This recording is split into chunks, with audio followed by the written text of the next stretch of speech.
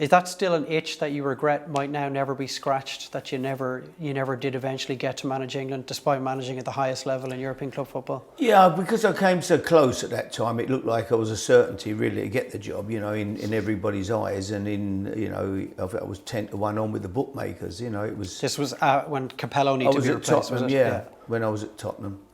And then suddenly, it sort of became public. Would I take the job? I think the people at Tottenham weren't best pleased that I said I would like to manage England when I was, and I was still under contract at Tottenham, and I ended up, suddenly looking like I had a choice of two fantastic jobs.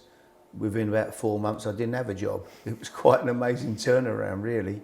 But that's how it goes. I'm not one of them people that go away and, the night I was driving my car back, we just played at Tottenham that day, and I think we beat West Brom 3-0 or whatever, and I was on my way home feeling great, and then the radio come on, there was a news flash, and Roy Hodgson has just been announced as England's manager. Did come completely out of the blue. I had no idea that anything was going to. I thought that at that time that I was pretty sure to get the job. So no one in the FA thought it might be courteous to at least give you a phone call and tell you that you hadn't got it? Well, I never went for an interview, I suppose. They probably thought we've got no right. They didn't interview me, and they didn't interview Roy, as far as I know.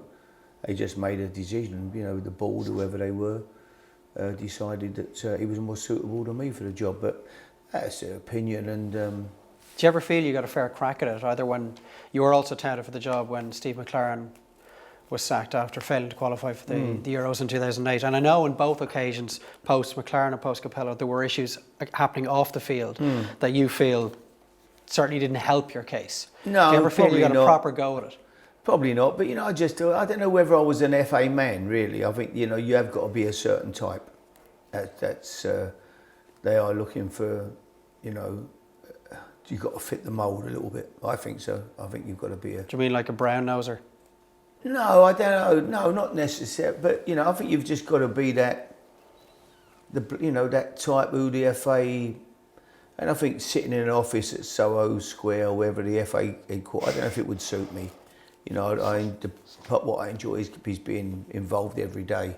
I think seeing the players once every couple of 6 weeks or so. I don't know if I'd have gone crazy. I'm not an office person really, so that would have been a problem for me.